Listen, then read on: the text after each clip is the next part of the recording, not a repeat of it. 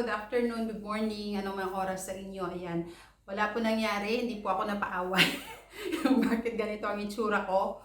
Buong araw, now I think it's 4:30 or 5 p.m. We left the house 8 in the morning.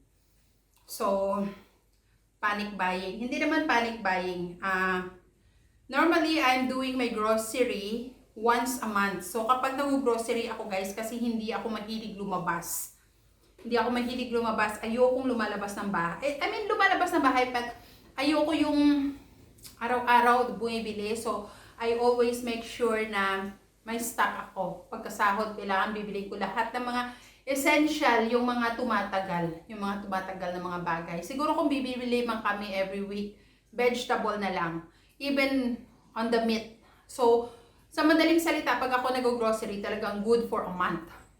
But then this time, it will be a little more extra kasi lockdown kami. So, it's not that we cannot go out to buy the stuff, but maybe in another few weeks, because sa tingin ko parang, I am not sure, but they already announced that it will be extended for a month. I think, although magbibigay sila ng one day in a week, to buy the essential goods, but kapag kasi ganito ang scenario guys, next week wala ka nang mabibili. So lockdown na kami for almost 2 weeks. So nirelease kami today, mamili, and then the next will be on the 31st, the next will be on the 4th, but the problem here is, they will release us for a day, but nothing to buy. Wala ka nang mabibili, especially we are in the village. So empty. Ang rack kanina as in empty talaga. So, food is essential. Anyway, walang satsat kasi mararami tayong i-haul. So, grocery. Yan. Ganitong itsura kasi basa. 3 times kami have to go kasi naka-motorbike lang kami. So, first stop, hindi tayo mawawalan. 10 kilos rice. Mabili ako rice. 10 kilos rice. That actually, meron akong stock ng bigas. Meron akong another maybe 5 kilos, tapos binigyan ako ng kapitbahay ng 3 kilos bagong harvest. So, maybe that's enough. Actually, 5 kilos is enough for 10 kilos for a month sa amin. Okay. Included na yan sometimes may bisita. So, that's for one. Okay, first thing, I went to the 2 place. So, sasabihin ko sa inyo kung groceries yun or shop. Kasi guys, if I go do the grocery, I buy most of the stuff from the wholesale shop.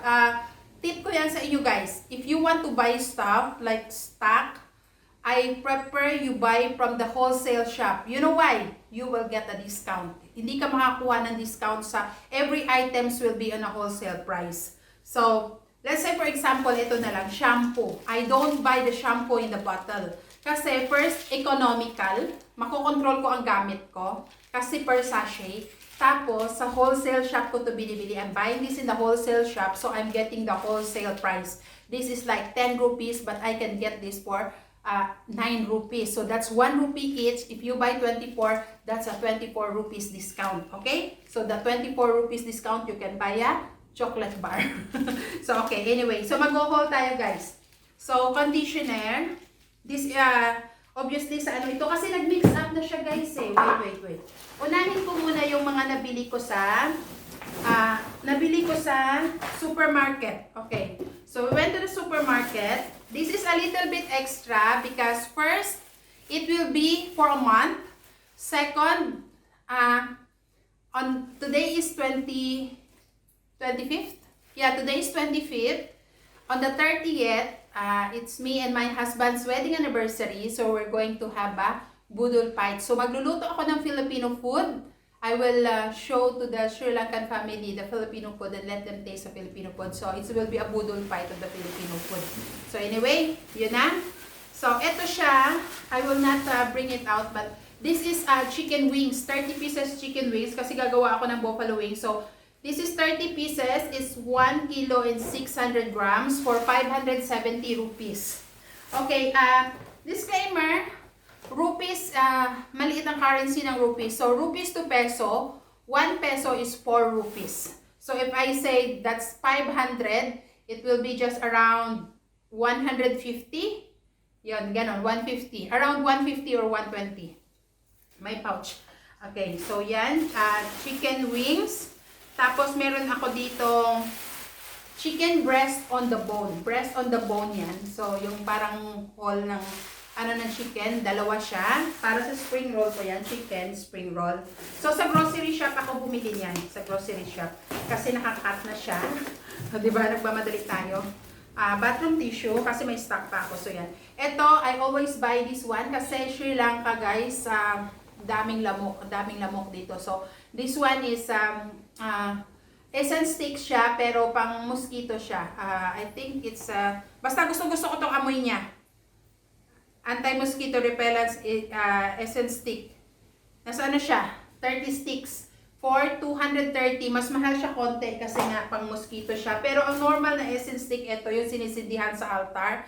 This is 50 sticks for 85 rupees. So, isa is tama na. Bumili ako ng bleach. Bleach, 166 rupees for 500 ml. Ayan. And bath soap, mine, sa akin lang to. Bars yung ginagamit ng asawa ko. Pati sa toothpaste, separate kami ng asawa ko. Sensodyne para sa hubby ko. Cotton buds. And then, sanitizer. Bumili lang kami ng extra. Meron pa naman. Deodorant. Ito yung ginagamit ko. Nail polish remover. And, itong binili ko kasi meron akong bottle. Sorry, refill na lang. Refill. Hand wash. Hand soap. Sorry, hand soap. Mosquito coil, sumisindi ako ng mosquito coil sa labas kapag gabi. Hindi ako sumisindi sa loob kasi nangangamoy siya, aircon. So, sa labas ko to sinisindi pag gabi. Sumisindi ako ng isang stick. Ayan. Tapos, shampoo. Ayan o, tingnan nyo. Ito ako buibili ng shampoo. So, ayan. Good for 1 month ko ito. Good for 1 month, shampoo. Ay, hindi. Ano pala to sa grocery? Sa grocery pala muna tayo. Sorry. Hindi yan. Kasi sa grocery. So, ito, ang dami nito, guys. Okay. First, ito, favorite drink ng asawa ko. So, bumili siya ng 5 nito. Inang hindi ko alam. Favorite niya yan. Maselan yung asawa ko pagdating sa mga kinakain at iniinom. Kaya magastos talaga kami. Kasi nga, mayroon siyang gastroenteritis. Ayan. Fresh milk para sa kanyang cereal. Siya lang yung nagbe-breakfast ng cereal. Ako, hindi ako nagbe-breakfast ng cereal. So, bumili siya rito 1, 2, 3, 4, 5, 6, 7, 8, 9, 10, 11, 12. Actually, 10 lang to. Alam ko 10 lang dapat to. Yeah, oo. 10 lang tong fresh milk. Bumili siya ng malaki, dalawa nang hindi ko alam. So, 10 itong fresh milk. Nasa 260 rupees yata ang isa nito.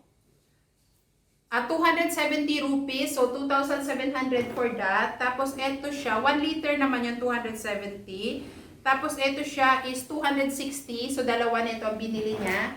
Tapos, ito, ano to siya? On the go drinks niya. Kasi minsan, pag umaalis, kailangan may baon siya. Kapag inatake siya ng gastritis niya, kailangan may naiinom siya, kinakain siya. 60 rupees. So, ang binili niya 5. Tapos, bumili ako ng spring roll wrapper. Normally, ang binibili ko yung maliit eh. Yung maliit. May maliit nito eh. Yung parang, square siya ganyan, na makapal. Pero wala silang stock ngayon, so ito yung binili ko malaki. Gagawa ko ng spring roll sa party, sa anniversary party. So yan siya. Tapos, ano pa binili? Bumibili kami ng malaking bottle na 19 liter, pero bumili siya nito ngayon kasi lagi siya may katabi nito matulog. Ayaw niya ng mga pitcher o tumbler, so bumili siya ng bago para lang may bagong bote. Tapos, ano pa yung ayun, nandun pala siya sa okay, ang dami. Okay, so ito sa sa supermarket dito namin binili penny pasta para sa carbonara, and then turmeric powder kapag gagawa kami ng curry. Ito hinahalo namin sa rice kapag gumagawa siya ng yellow rice. Raisins, pinapapak din. Tapos, ito yung milk, coconut milk na binibili ko. Although may fresh milk din naman, pero ito for emergency lang kasi sometimes wala nang time magkayod ng niyog. Ayan. So, bumili ako nito. Maganda ito siya guys kasi kahit itong maliit na to, kasi siya, very thick siya. So, parang 3 or 4 na gamitan ko to. So, bumili ako nito, 4. 4 siya. Isa nito is 170 rupees. 170 rupees ang isa. So, 170 rupees, mga nasa ano lang yan, nasa 45 pesos isa. Yan, puro siya. Tapos, bumili ako nito. What do you want? Ha? Jam. Sorry? Jam. It's still there. Just 1 second. It's in the big bag. Nagkakura. Pasta. Ako lang kumakain nito. Hindi siya kumakain nito. Nabubulunan daw siya. Gusto niya yung penny lang. Tapos, okay. So, yun yung... You wait first. Ayan. Ito, ininom ko na. Binili ko rin kanina. Ito, favorite ko to. Cookies. So, bumili ako ng 5 packets, different flavor. Wafers. Yan, pang snack or midnight kapag nagtatrabaho ako sa gabi.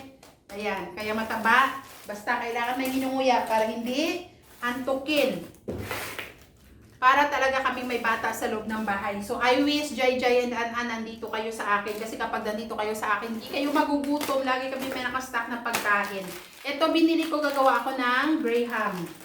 Pero hindi kinakain. Ano yan? Pang Graham yan. Chocolate biscuit. Hindi ko na sasabihin yung price. Tamo, bumili siya nito isang packet. I think it's like 25 to 4. 1, 2, 3, 4, 5, 6. 25 pieces. Breakfast bar. Ano na to siya guys? 20 rupees na ang isa. So, bumili siya ng 25, 30, 31, 32, 33, 34, 35. Okay. 35 pieces. Breakfast bars. Bumili kami sa wholesale pero hindi enough. Ito rin yung ginagamit niya. Hindi rin kami bumibili ng box. Kasi pag box, hindi niya nakokontrol. Pero pag ito, control na control niya. Ito yung breakfast niya. Ito yung breakfast niya. 2 packet everyday ang kinakain niya. So, normally, bumibili ako ng marami, pero ngayon wala silang stocks. So, bumili, I think, how many pieces did you buy there? 2, 4, 7. Yun lang ang meron sila doon. So, yun ang nabili namin sa grocery. And then, eto naman, akin naman to. Mga chocolates. So, yan o, daming chocolates. Mga chocolates. Kasi guys, pag sa gabi, kapag nagtatrabaho ako, na inaantok ako, kailangan may ninunguya ako. So, yan, chocolate. Ayan, ito pa. Yan. Yan, chocolate. Hindi ko na sasabihin yung presyo. Ayan. So, yan yung binili namin sa grocery. Yan yung sa grocery. Tapos, sa wholesale shop, inaantay niya na. Sa wholesale shop, guys, una binili ko, in Sri Lanka, there's a vegetable oil, cheap, pero hindi ako gumagamit. Ang ginagamit ko, coconut oil. Good for 1 month na ito, 4 liters. Mas extra na nga ito kasi magluluto nga kasi ako sa 31st para sa anniversary namin. Magpapakain kami sa anniversary. So, may extra ako. Tapos, bumili ako ng 1 kilo ng bawang. Mahilig siya sa bawang. 1 kilo ng patatas. I think 120 a kilo. Tapos ito, nakalimutan ko magkano kilo. 300 plus yata. Tapos, sa Sri Lanka, ang hirap bumili ng baboy ng sariwa. Tumito ito sa vlog. So, pero meron na sila itong mga cuts na, yan mga ganyan. So, cut on the bone to, on the bones. So, bumili ako 3 packet niyan. 3 packet baboy. Yung isang packet niyan, guys, 2 kainan namin. Bili ako ng 1 whole chicken, frozen. Tapos, ito naman, yung liempo. Bumili ako nitong liempo. Yan. Wala, natunaw na siya. At lilinisan ko mamaya. So, 2 nitong liempo, malalaking cut. Tapos, sausage. Malaking packet ng sausage.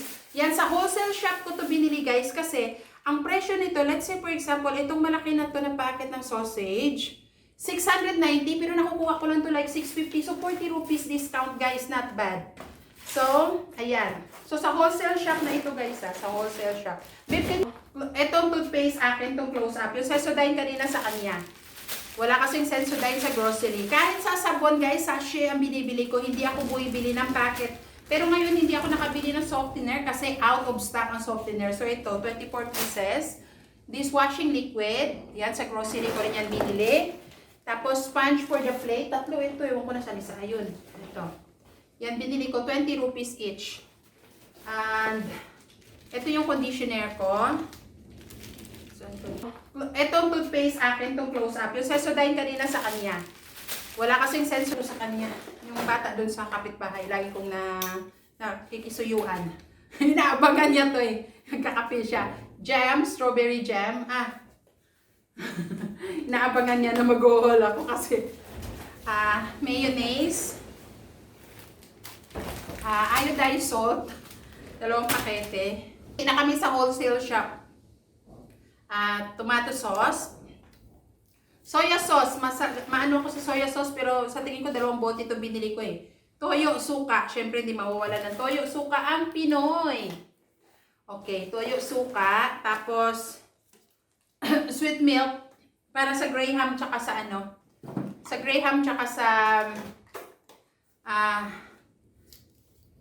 gumagawa ako ng shake. So ito ginagamit ko. So pang-konsumo. Chili paste para sa akin lang to. Chili paste kasi hindi siya kumakain ng mahang. Ito yung tinatawag nilang Sri Lankan noodles. Ayun, isang maliit na toyo. Itong pangsawsawan, ito yung pangluto. Kasi itong brand na to maganda, kaya lang wala silang malaki. So ito yung pangsawsawan, ito yung pangluto. Tapos noodles, ito yung Sri Lanka noodles. Yan, Sri Lanka noodles. Sasawgan mo ng gulay, parang bihon natin, pero mas Pinoy ito. So gumawa siya ng 2 klase. Ito plain, ito siya yung may kasamang gulay. Yan. Tapos, ito naman, ito yung pinaka-pansit canton ko rito kasi walang pansit canton. Si Tops. Bumili ako ng 10 yata nito. Basta ito, 10 yan. Tapos ito yung binili namin sa grocery. Ito lang yung meron sa kanila. Normally, bumibili ako nito like 40 pieces. 30 rupees each. Pero ngayon, ito lang meron sila kaya dinagdagan ko from the grocery shop. Tapos, ayan. Ito na siya. Arena kasi yung bag yata may arena. Yan, 10 to 10. Kaya walang payat sa amin. 10 yan. Wala.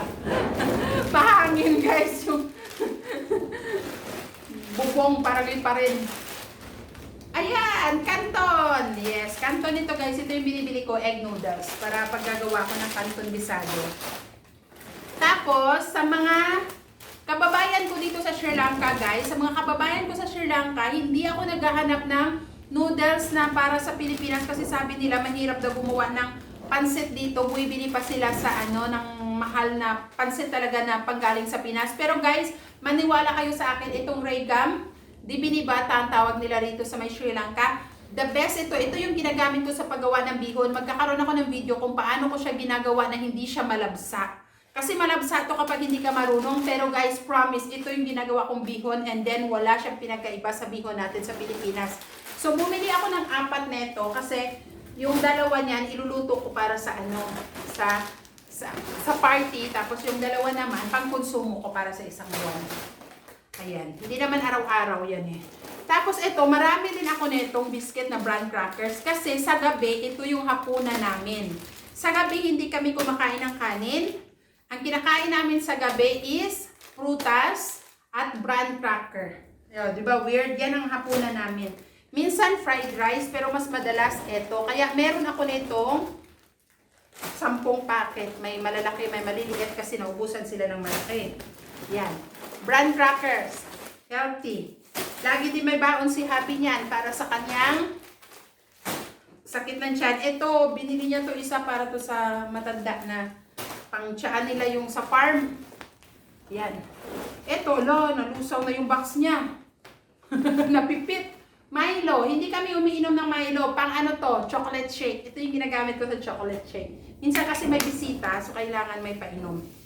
Bumili ako ng loose na yeast. Gagawa ko minsan gumagawa ako ng snacks, gumagawa ako ng donut. Tingnan nyo. Ito rin yung kape na iniinom namin. Hindi ako bumibili ng bote kasi hindi siya makokontrol.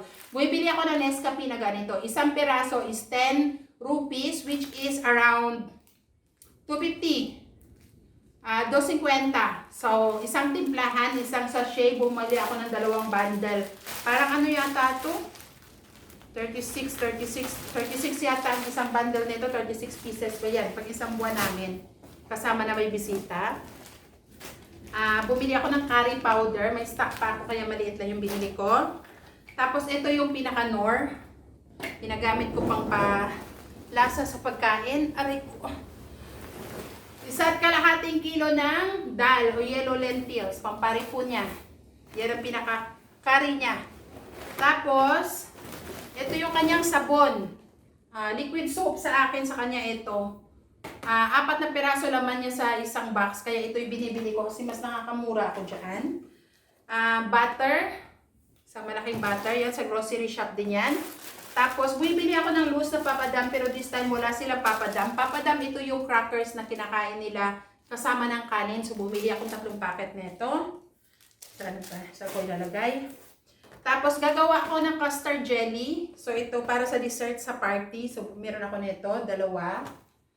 Nasaan yung iba? Wala. There's no mota jelly. Wala ako nabuksan ng mota jelly. May binili akong mota jelly pero wala rito. Ano ba yan? Nandun pala yung mota jelly. Ay, oo, kasi binigyan niya kami ng ibang jelly na sinauli ko. Kaya nagalungkat ako kanina. So, may binili ako na jelly na blueberry jelly. Tapos ito yung custard. Gagawa ko ng dessert. Dessert yan para sa party. So, yan yung binili namin sa may grocery. Ito pa pala, sugar, asukal, yan. Tingi rin, hindi ako bumibili ng pakete, guys. Kasi, makaka 3 kilo pang isang buwan. Kasama na yan sa paggawa-gawa ng mga dessert. Tapos, itong 1 kilo para ito sa matanda na nagtatrabaho sa farm. Pang, nila yung nagkakapi-kapi sila. Pagkapi sa mga tauhan. Yan. So, ito yung shampoo ko. Ito, dami, di ba? Black pepper powder. Kasi hindi nga, ang asawa ko ayaw ng ng chili powder. So, yan ang ginagamit namin. And then, ano pa pinamili ko? Ayun, bumili ako ng papaya. Okay, bumili ako ng papaya. Ito yung panghapunan namin. Bumili ako 1 buong hinog, tsaka isa neto. 3 kilo to, 3 kilo. Ayan, 3 kilo, 1 kilo is, magkano ba 1 kilo? Basta ang binayaran ko nung to, 250. 250 yan eh. 3 kilo ba yung 2 kilo? Basta 250 lahat yan binayaran ko. So, 2 piraso. Tapos ito naman, saging. So, 150 bayad ko nito. Green pa siya para may time siya na maghinog kasi hindi pa namin kakainin agad. So, ano to, 150 ang bili ko. Tapos, bumili ako ng itlog. Nandun, itlog, 30 piraso na itlog. Tapos, gulay. Gulay, nasaan yung gulay ko? Bili ako ng gulay eh. Pero itong talong, marami akong biniling talong kasi sa Boodle Pie, gagawa ko ng torta. Papaturo ko sa kanila kung paano kumain ng tortang talong. Hindi sila marunong. Ayan, torta. Ayan, ito pa yung gulay ko. Ayan, ito pa. Ito, 3 kilong sibuyas, pang isang buwan. 3 kilong sibuyas. Tapos, ito sa grocery pa pala to. Whipping cream para sa Graham. Tapos, bumili ako ng prutas ko. So, meron akong Fuji apple. Meron akong strawberry na pipit. Ay, grapes. Gagawa ko ng fruit salad din. Pears. Ito yung pears na gusto ko, guys. Mas matamis ito, guys, oh. Pears ito. Mas matamis ito. Australian pears. Tapos, Fuji apple. Mahilig din ako sa ano. Ay, gusto ko ng red apple or green. Fuji apple. Fuji ba yun o Fiji? Yan. So, sa gulay, hindi kami masyadong bumili kasi may tanim-tanim. May cabbage, carrots, ampalaya, luya, kakiri. Ito yung tawag nilang kakiri. Meron akong sitaw, tsaka okra. Yan, sitaw, tsaka okra. For 1 week lang ito. Tapos bumili ako nito, gagawa ko ng dynamite. Ito yung capsicum nila, hindi siling pula. Capsicum. Ayan, tapos bumili ako. Kung ko ba't bumili asawa ko nitong tabok na to. So, hindi gagamitin to. Ayan, bumili siya nito. Tapos, ano pa ba? Ito, binili ko to guys kasi, alam niyo naman, nasa hotel kami, di ba? Wala kaming taguan ng ano kasi room lang naman dapat to eh. Yung kitchen, open kitchen siya. Ang daming yung squirrel ang kukulit. Kaya, bumili ako nito. Dito kayo tatago yung mga yung mga spices, yung mga ganun kasi ino-open nila. Bola, kasi bumili ako para din ito sa bata. Laruan nila. Yan. cricket balls. Regalo ko to sa kanya kasi nakuutusan ko siya, guys. Nakuutusan ko siya. Tapos bumili ako nito. Ang cute niya, di ba? Gawa sa baon ng niyog. Ayan, ito yung mga ginagamit ko. Clay, tsaka ito. Hindi ako gumagamit ng mga stainless or plastic as much as iniiwasan ko sila. So ito, ang cute niya lang, oh, di ba? Gawa sa gawa siya sa baon ng niyog. Tapos, bumili lang ako ng nail polish kasi ako lang naman naglilinis ng kuko ko. Tapos, bumili ako ng ball pen. Tsaka ito, bumili ako ng isang ng papel. Dito ako sumusulat ng script ko para sa, wow, script pa. Yan ba para sa Snoop Scoop ko, di ba? Kung magawa ko ng kwento. So, ito yung sinusulatan ko kasi tatapon ko rin naman siya pagkatapos. So, kailangan meron akong ganyan. Ball pen, super glue, stapler, yan, nail polish, tapos ito. So, yun lang guys. Yun yung napamili ko and all in all, I think ang nabayaran ko sa wholesale shop, nagbayad ako ng around 19,000 rupees. Tapos, sa grocery shop, magbayad ako ng around 16,000. So, that's 19 and 16. That's 35,000. Tapos, ito, sa plastic shop ko siya binili ng hiwalay. I think this is cost like 3,000. So, 38,000. Tapos, yung prutas, ano pa ba? Yung prutas, tapos, yung sibuyas, hiwalay ko itong binili. 38. So, maybe around 39 to 40,000. So, 40,000 rupees para sa lahat ng ito. 40,000 rupees, pag sa peso, mga nasa siya, 10,000. Not bad, di ba? 10,000 pesos lahat ng ito. Konsumo namin to guys sa isang buwan. Kasama na to lahat. Kasi ang mga gulay na yan, sapat na yan. Ay, hindi lang pala ito kasi may pa pala ako. Sa 40,000 na yun, may gamot pa pala. May gamot pa. Bumili kami ng napakaraming gamot na tawag dito, yung vitamin C, mask, isang packet ng gamot ng asawa ko sa gastritis niya kasi mahal yon yung yung gastritis pills niya. So sa gamot lang yata gumastos ako ng around 3,000 or 4,000 sa gamot lang kasi bumili ako ng isang box ng high blood pressure pills niya kasi nagme-maintenance siya. So high blood pressure pills niya isang box, 100 tablets. Tapos ang gamot niya sa gastritis niya, bumili rin ako ng 4 yata na bundle. Yung isang bundle yata, yung isang card yata nasa kulang-kulang 500. So 4 nun. So 2,000 na yun. Tapos bumili ako ng mask. Bumili ako ng white flower kasi madalas sumasakit ang ulo ko. Bumili ako ng Panadol, 3 pakete ng Panadol. Tapos, yun. Yung mga ganun. So, yan guys. Dito ako nagagastusan. Sa totoo lang nagagastusan ako sa pagkain ng asawa ko. Kaya lang kasi, maselan talaga yung tiyan niya. Di baling gumastos ako sa pagkain kaysa gumastos ako sa gamot. So, ayan. Ito yung yung milk. Kasi yan lang talaga ang breakfast niya. Hindi pwedeng mag-portion siya niyang magtrabaho everyday. So, kailangan start from the mild. Tapos later on. Buti nga ngayon nakakakain na siya ng karne before hindi siya kumakain ng karne. So, yan guys. And ako rito sa may sahig. Tinatabad ako tumayo. Pagod na. So, yan guys. Yan yung aking ating grocery haul. Yan. So, worth 40,000 for 1 month. 10,000 pesos konsumo pag isang buwan. Pagkain lang yan. Pagkain, gamot. Yeah. Wala naman ako ibang ginagastusan eh. Ito lang siya. Rent ng bahay, kuryente, tapos internet. Yun lang. So, yan. And lahat ng ito is galing kay YouTube. Yan, sahod natin kay YouTube. Yan, kaya alam nyo na, today is 25th kasi dumating yung sahod ko kahapon, 24th Monday. Kaya lang lockdown. Ngayon na sila nag-open. So, yan na. Ang open ngayon guys is hanggang 11 midnight lang. After 11 midnight, balik na naman kami kulong. Hindi kami pwedeng lumabas. Buti nga inallowed kami today. Supposedly, hindi pwedeng lumabas na 2 tao. 1 tao lang ang pwedeng lumabas. But then, bangko ko kasi, sabi ng asawa ko, it's her bank. So, she has to go. So, yun. May mga naman. Tsaka hindi masyadong straight dito sa area namin. But I think in Colombo, you can't even bring a vehicle. I'm not sure, but that's what I heard in the news. So, that's it guys. So, lilinis ako ng fridge, aayusin ko lang to siya, and then proceed kami sa, pupunta kami dun sa may bahay, sa may farm. So, I will see you next video. Thank you so much for joining, guys. Bye. Bye!